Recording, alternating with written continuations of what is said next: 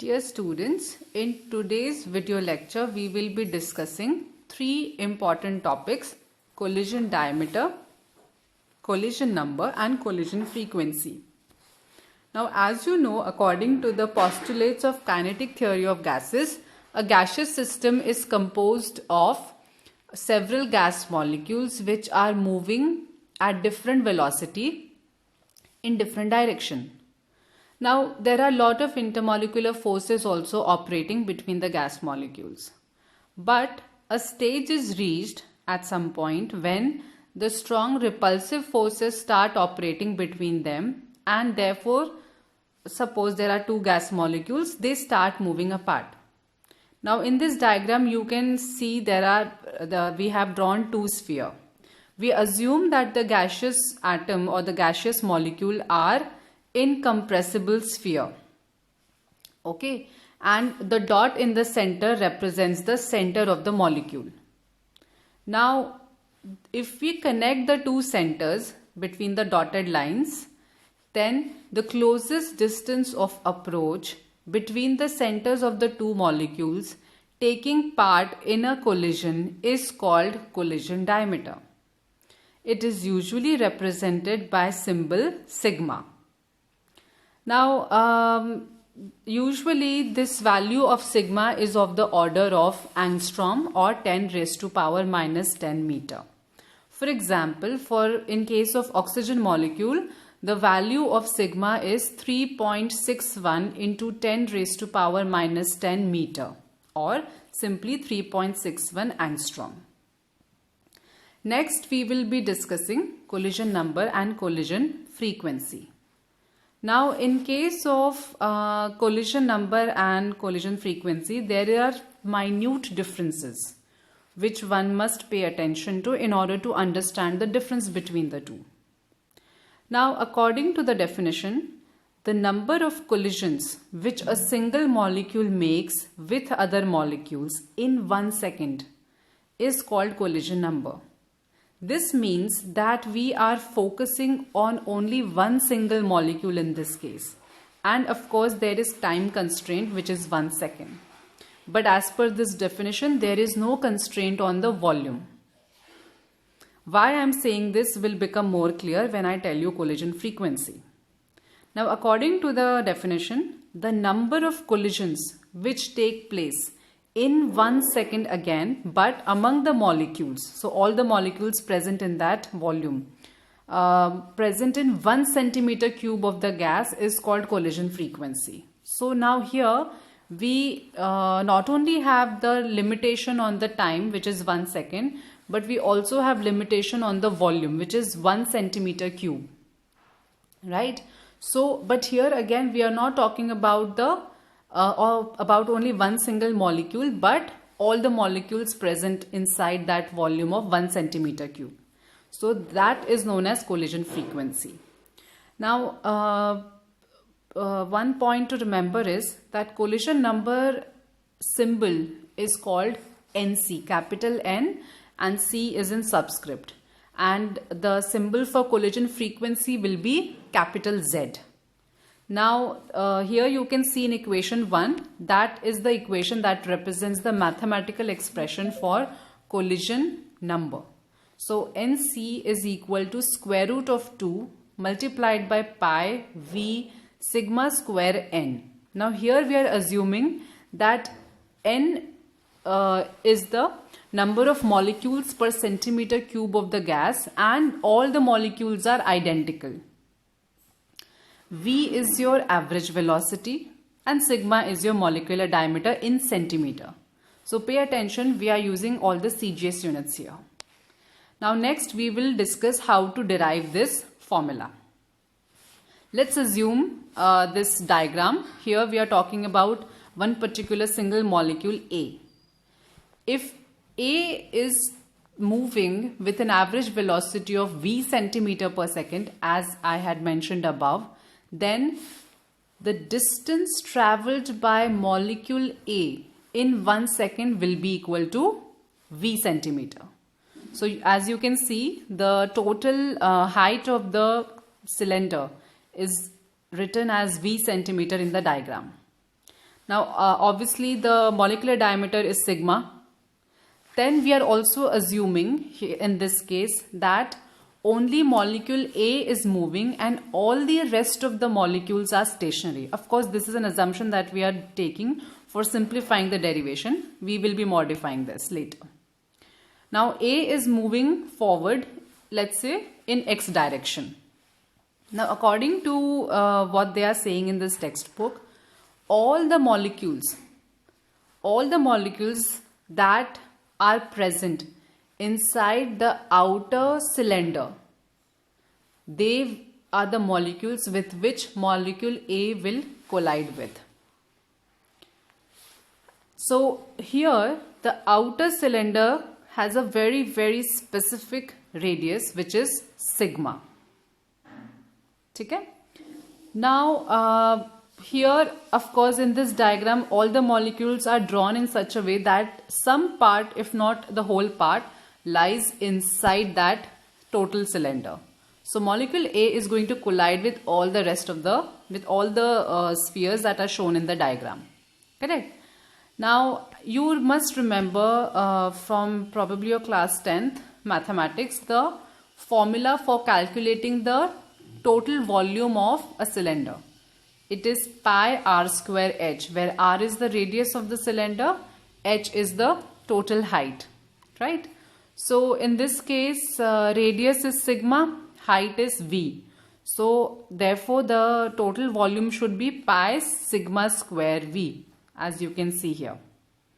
I hope this part is clear for everyone.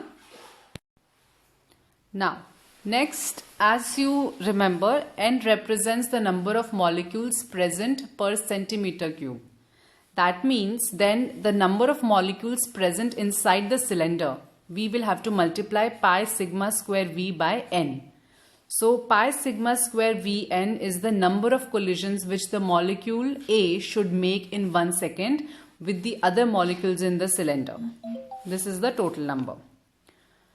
Now, the first assumption that we had previously made was that molecule A is moving, but all the rest of the molecules are stationary. Of course, that assumption is faulty. We cannot justify that.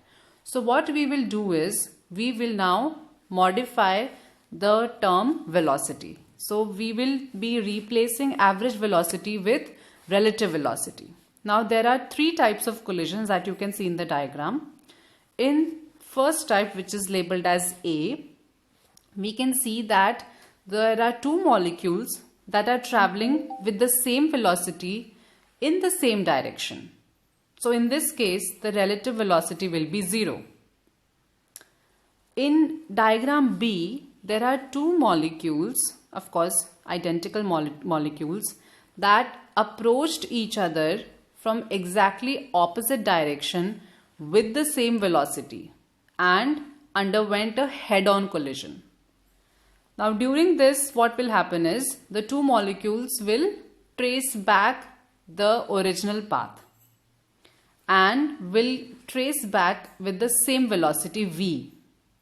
So in this case, of course, if you do vector calculation, the relative velocity will come out as 2 times v.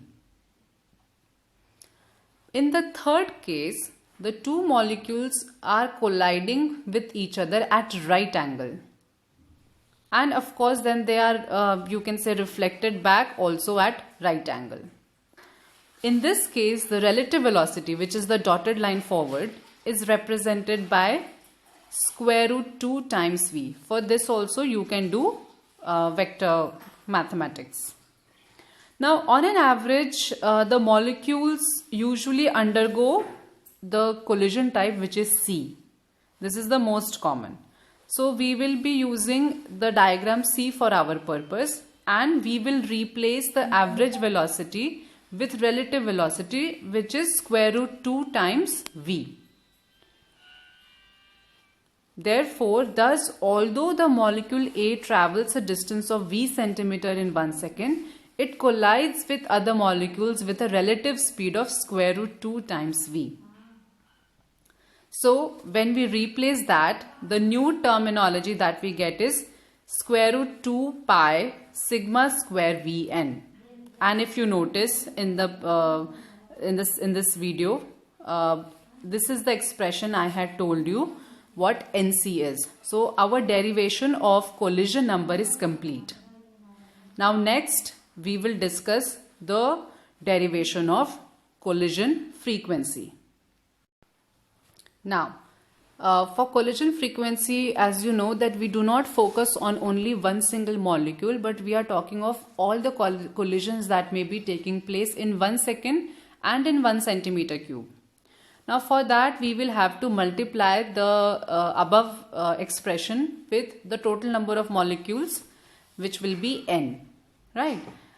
So when we do that, we get equation number 2, which is square root 2 pi v sigma square n square. Now we also know that collision does not occur by virtue of only one molecule. We need at least 2 molecules for the collision to occur. So in that case, in order to further derive, we will have to divide equation 2 by 2. So by doing that, we get square root of 2 in denominator, as you can see in equation number 3. Actually, this equation number 3 is the final expression also of collision frequency, which is represented in equation number 4. So Z is equal to final expression being 1 upon square root 2 pi v sigma square n square. So from this expression we can see that Z is directly proportional to average velocity of the gas molecules, which is v. It's also directly proportional to the square of the molecular diameter and square of the number of molecules per centimeter cube, which is n square.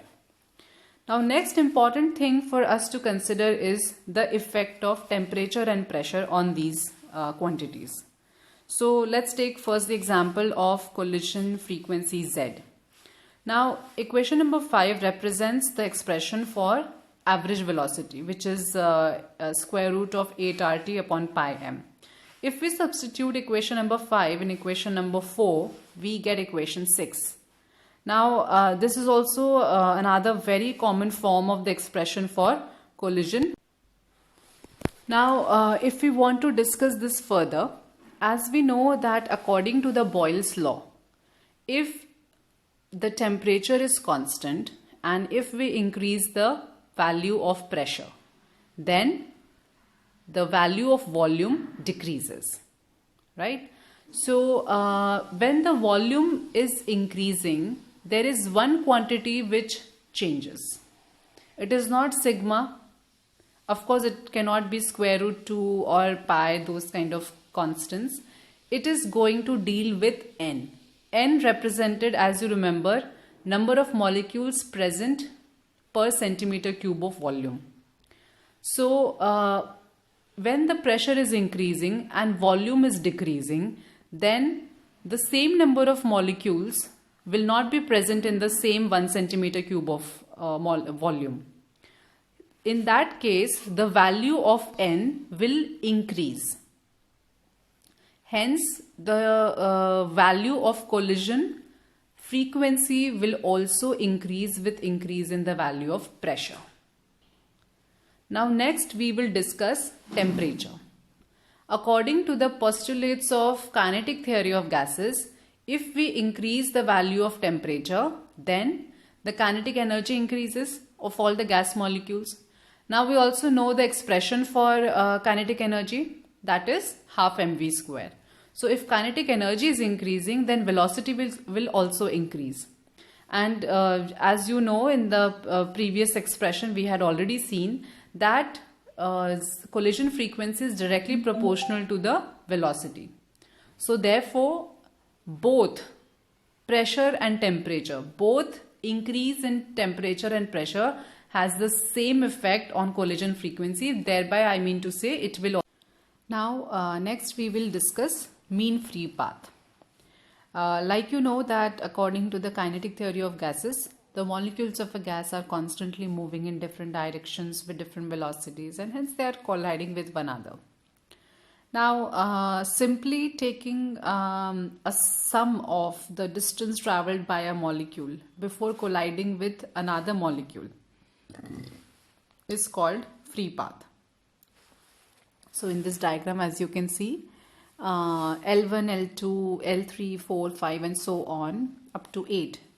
This is the distance traveled by a gas molecule before the collision. Now obviously the distance which a molecule has to traverse every time before colliding with another molecule will not be the same. Sometimes it may travel only a small distance before colliding with another molecule, whereas at other times it may travel long distance. Hence, an average or mean of these values is taken. So, the mean distance traveled by a molecule between any two successive collisions is known as mean free path. Now, the expression to calculate this is L is equal to V. V is average velocity upon NC. NC is collision number. So, when we take the ratio of these two, we get mean free path. When we substitute the expression for NC in the above expression, we finally get the complete expression, which is equation number 1. So, L is equal to inverse of square root 2 pi sigma square n. From this expression, few things are clear to us. Number 1 is that mean free path is inversely proportional to the number of molecules present per centimeter cube of the gas, which is n. So if we increase pressure, then the volume will decrease as per Boyle's law. So if volume is going to decrease, then the value of n is going to increase. Now, if n is increasing and in equation 1 n is present in the denominator, then the value of L will also decrease with increase in pressure. Point number 2 is the mean free path is also inversely proportional to the molecular diameter, which is sigma. So, if we compare two types of molecules, one being the larger one, then with increase in the molecular diameter, the value of L will decrease. Third, which is an interesting point and often missed by the students, is that the mean free path does not depend upon the velocity of the gas molecule. Remember, the collision number, collision frequency, both depend upon the average velocity or rather the relative velocity. But here, the mean free path is independent of the two. Now let's discuss the effect of temperature. Now, when we talk of temperature, we have to think of Charles' law. Using Charles' law, we know that whenever the value of temperature is increasing, the volume will decrease. And whenever the volume decreases, the value of n increases. Now again, in this expression, n is present in denominator. So with increase in temperature, again, the value of n is increasing, thereby the mean free path will decrease. So both pressure and temperature have to be considered in evaluating how it affects the value of mean free path. So as you can see, the value of L is inversely proportional to pressure, but the value of L is directly proportional to temperature. Now let's discuss some of the numericals. Now for example, we are given this problem where we have to calculate the collision frequency and mean free path for oxygen molecule at 0 degrees Celsius and 1 atmospheric pressure, given that the molecular diameter of oxygen is 2 into 10 raised to power minus 8 centimeter. Now let's stick to the CGS units for this problem. Now sigma is equal to 2 into 10 raised to power minus 8 centimeter. Temperature is 273 Kelvin. Now for oxygen molecule, the molecular mass will be 16 plus 16, which is 32 gram per mole. Now next interesting part is the calculation of N. N being number of molecules present per centimeter cube. Now the formula of Z, which is the collision frequency, is equal to 2 sigma square n square root of pi RT upon m. Now here they have replaced the expression of V with the given expression, as you can see. Now we have the value of R, we have the value of T, we have the value of M, molecular mass, and also sigma. It is N that we do not know. Here we will assume oxygen to behave as an ideal gas. Now by knowing that, what we know is that according to the Avogadro's law, 1 mole of an ideal gas will occupy exactly 24.7 liter or 22,400 centimeter cube at 0 degrees Celsius and 1 atmosphere. So that means if we want to calculate the number of molecules present per centimeter cube, all we have to do is we will have to divide the Avogadro's number by 22400. This gives us the number 2.7 into 10 raised to power 19. So now we have all the numbers, values for the variables, which we can substitute like we have done in this problem, and the final answer comes out to be 2.75 into 10 raised to power 28 per centimeter cube per second. Notice the units. Notice the units here, per volume, per time. Both are important. Also notice that since we are using CGS unit, the value of R, which is the gas constant, is also taken in ergs. So which is why we have multiplied the amount 8.314 by 10 raised to power 7. Okay. Now next, if we want to calculate the mean free path, then for that we will again use the formula. We have all the numbers, we know the value of sigma, we know the value of n, we will substitute it, and accordingly after calculation we get the answer to be 2.1 into 10 raised to power minus 5 centimeter. If we were to solve the same problem set but in SI unit, then we will have to convert the value of sigma also in meters, temperature in Kelvin will remain as it is, molecular mass we will have to convert into kilograms, so for that we will have to divide it by 1000. Then R will be 8.314 joules per Kelvin per mole, and value of N will change. So here you can see that we are converting the liter into meter cube. So for that we will have to divide by 1000. So when you do so, the final expression of N becomes 2.7 into 10 raised to power 25 meter cube per meter cube, of course. So when we substitute these values in the expression, we finally get the answer as 2.75 into 10 raised to power 34 per meter cube per second. And similarly, we can calculate the value of L, which is the mean free path. Now next, we'll see another problem, example 2. So here we are given that we have to assume the oxygen to behave as hard spherical molecule with diameter of 290 picometer, and we have to calculate certain things at 500 Kelvin and 100 kilopascal.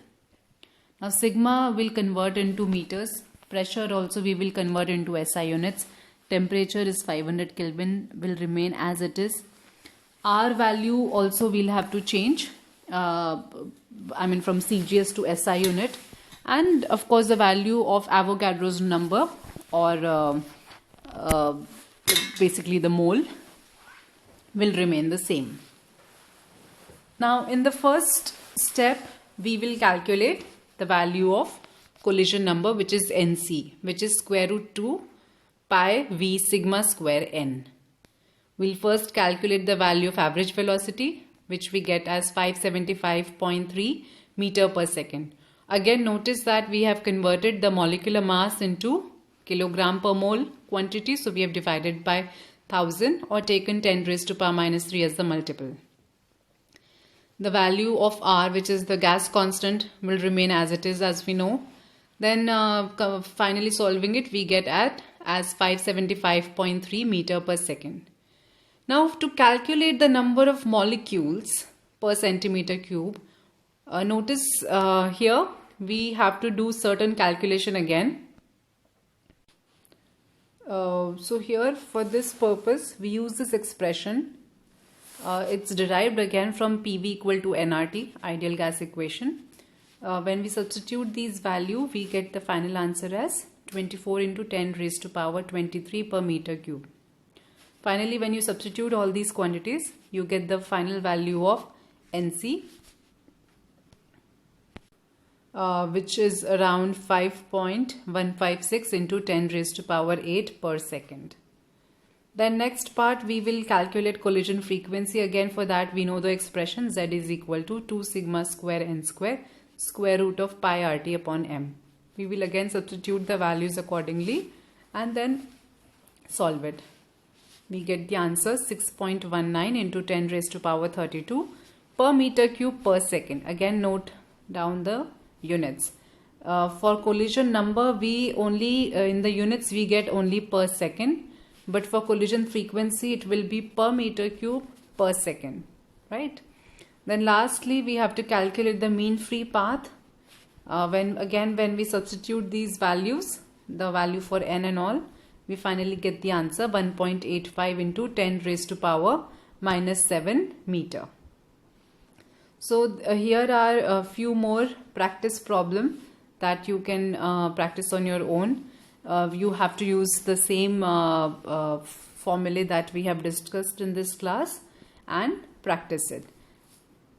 That will be all for today's class. Thank you very much.